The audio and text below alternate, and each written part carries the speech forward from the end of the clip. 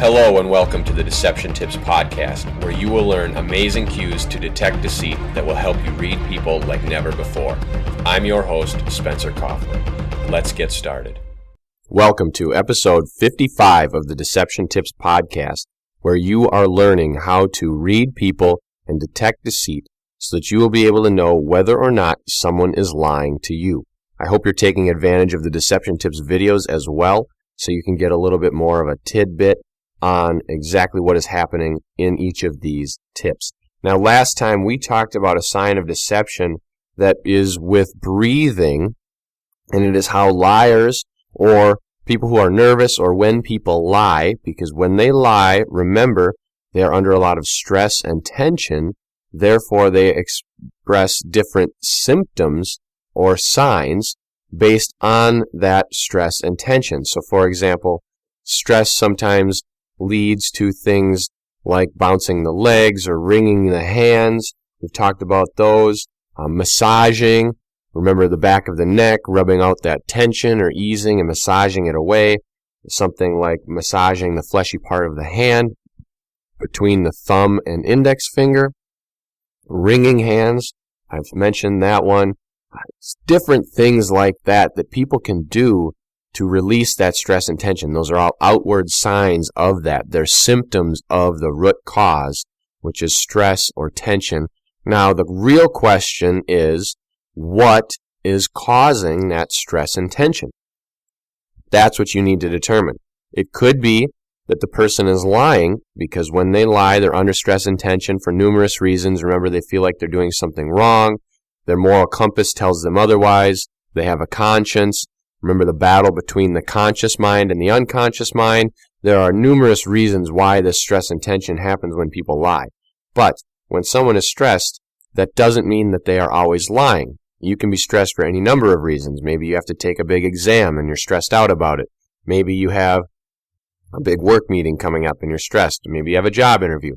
It could be anything. Maybe you need to tell something to your kids. Their fish died or something and you're stressed and worried about how they might react. But rather than just going and buying a new fish, you have to tell them what happened. There could be any number of reasons that you may be stressed. Therefore, remember that it doesn't always mean someone is lying. However, all of these signs are signs of deception, and remember when you see them, you can think, okay, I see one, but it doesn't mean the person's lying. Let me look for some others. And when you see multiple signs, it becomes a pattern or a cluster of behavior, then the odds increase that that is the cause. That is what is happening.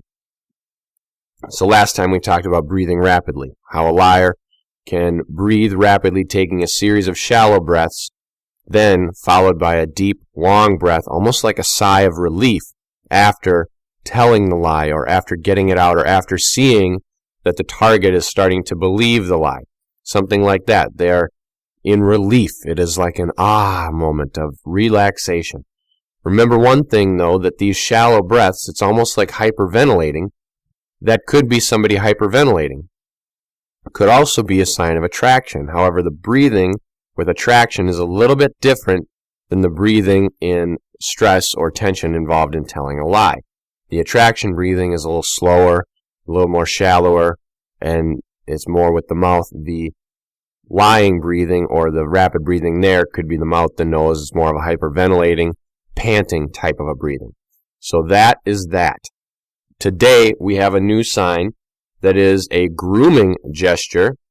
Grooming gestures are something that you see all the time, and there are a number of reasons. First off, when someone grooms themselves, they obviously are thinking that their appearance isn't perfect, and they're trying to fix it. They're trying to make themselves look better. Now, as we've talked about before, liars often try to make themselves look better or sound better. They want to sound more believable. Remember things like converting different statements from positive to negative to sound a little more complicated. That was way back in episode 9. We've had other things like detailed stories where they want to use a lot of detail to sound more believable. That was episode 17. We also have different things like episode 24 with pledging truthfulness, where they would state something that makes them sound a little bit more truthful. And then episode 31, when we talked about the unconventional language that they may use when telling a lie to sound a little bit more intelligent or a little bit more like an expert in the matter. So when someone is grooming, they're trying to make themselves a little bit better. That's not a speech gesture like all those other ones. It's more of a physical appearance gesture. They want to appear better. They want to appear more believable. They're dressing to impress. So usually signs of grooming, they're also called preening gestures, and those are done when they're trying to impress someone. So it could be like a sign of attraction as well. Keep that in mind.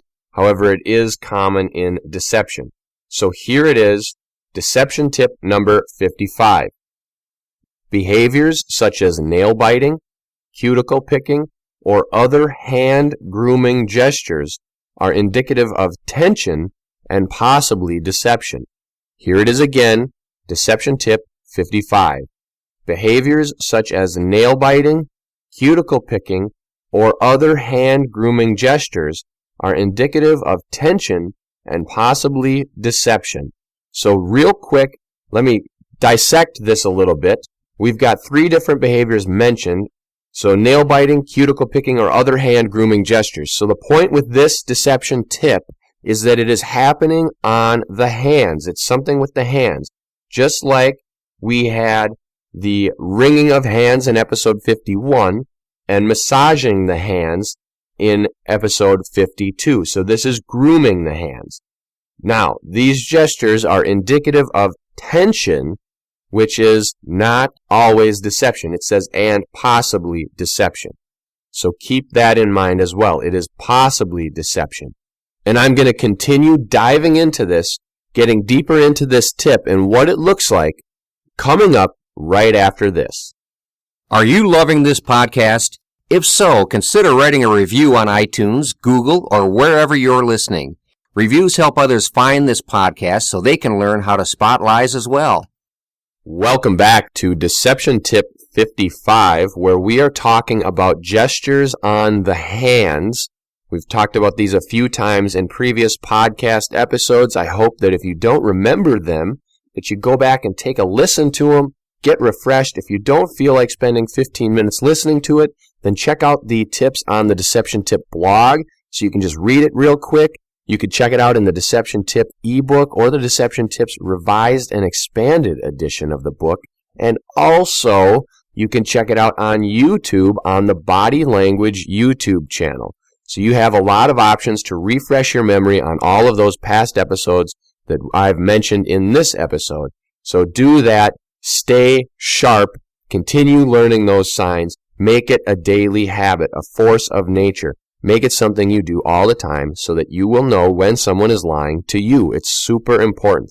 You do not want to get taken advantage of, especially not in today's world when it is so prevalent. So with that, here we go, diving back into Deception Tip 55, nail biting, cuticle picking, other hand grooming gestures. Now this is something that when people have their hands, a little bit messed up or something like that, or they notice they're dirty or they're bored, a lot of times when people are bored, they might do things like this. They'll kind of fidget with their fingers. They're going to kind of get the dirt out from under their fingernails. They may pull off the dead skin or try to give themselves kind of like a makeshift manicure with their teeth or their other fingernails and scratch off the cuticles and things like that. They may start biting their fingers, their nails. This is all a nervousness type behavior. But it's not always nervousness because it could be, like I said, boredom. They could be doing it if they're bored. But really, it is tension. It is a habit. A lot of people who have that nail-biting habit, if you pay attention to them and watch when they most do it, it's often when they are feeling stressed or nervous. For example, they have an event going on, and all of a sudden, the main speaker of the event or the performer of the event isn't showing up, or they're having a technology issue. The person who is maybe in charge or something will all of a sudden start biting their fingernails or something like that. Why? Because they're nervous. They're worried about it. They're tense. They have anxiety. That is why. Now, why is this a sign of deception? Why is it even considered in the deception tips signs? The reason is because when people tell lies, they have anxiety. They have tension. This is a sign of anxiety and tension. This is a sign of major anxiety and tension. Now, of course, you need to be careful because some people have that bad habit of biting their fingernails anyway. It's just a habit they have. It's part of their normal behavior that for some reason, when they were a kid, every time they were stressed or tense, they always bit their nails to feel a little better, and then the habit never got broken, and now they don't know why they're biting their nails anymore. It's because it's a habit. So for them, it may not be indicative of stress and tension anymore. However, chances are very, very great that when it started, it was due to stress, tension, anxiety, etc. With that, keep in mind that the other behaviors you see, such as grooming the hands, or maybe rubbing off the dead skin, or things like that, picking at the cuticles, those behaviors might be indicative of stress or tension on those individuals. So you need to pay attention to that, watch for that. Always establish a baseline behavior before you make any assessments or conclusions. We've talked about baseline a few times before, but I haven't really dove into it in a while. So I'll give you a little refresher here. The baseline behavior, you probably know what it is, but it is the normal behavior a person goes through. It is their regular personality. It's who they are. So it's how they behave, how they act, how they think in an everyday situation, in an everyday manner. It is like a polygraph test. They ask you a bunch of control questions. What is your name? What is your date of birth? Usually they'll even twist those questions and make them yes or no, because with polygraphs, the answers are almost always yes or no. It's a yes or no question so that they get the charts to match up with the stress levels. And this is again why polygraphs are not as effective, because most of the signs that you see on the body are not going to be expressed in a yes or no question. They would be expressed when someone's trying to tell their side of the story, because now they have to say a lot more words. There are a lot more opportunities to slip up.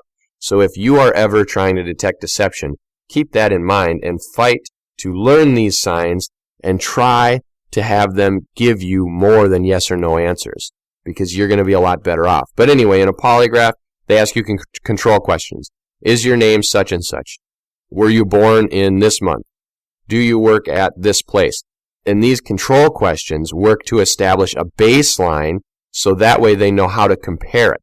So they can then compare the responses to the questions that matter to the baseline responses. And if there's a difference in the stress levels indicated on the graph, then they know that that person could be lying. Well, they say that that person is lying, but really it's that person was stressed or tense or anxious about whatever that question was, that topic. So it doesn't always mean they're lying. It's like all of these signs of deception. A single sign does not mean someone is lying. This is why you need to fill your mind with all of these signs. Let these be a guide for you. Learn them, practice them, see them on yourselves, work with yourself in the mirror. Think about what happens when you do it. Maybe you're a nail biter. Well, when the next time you bite your nails, think about why you're biting your nail or what's going on around you. Is there stress and tension in your life at that moment? Maybe there isn't physically around you.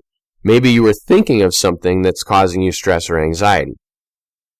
Something worth thinking about so that you can start to understand these on other people. When you start to become more self-aware, then you will be able to be more aware of others. You will be aware of your own self, then you'll be aware of what's going on in your mind. You can kind of project what's going on with you into other people when it's happening on them, and it may be something similar. Humans have a same genetic code markup. We're all human beings, so we're all very similar in some ways. Now, your personality may be different than someone else's, so what's going on in your mind is probably not exactly what's going on in someone else's mind, but if you learn enough about human behavior, you will find that it is predictable, and that a lot of these things you can reason to see what might be going on in someone's mind at any certain time based on their outward behaviors. That's why deception is a learnable skill. You can learn how to read people and detect deception. You can know when someone is lying to you. You just need to learn the behaviors of the signs of deception, and it is something you will be able to detect and find out about. And if you take a look at a guide to deception, I stated a lot of research in there that proves that. I'm not going to go into it now because we are almost out of time. So I want to thank you for listening to the Deception Tips podcast. I hope that you'll share it with your friends, subscribe to the feed, Check out the Deception Tips videos, the Deception Tips blog, and take a look at the books I have available. And as always, tune in next week for a new Deception Tip.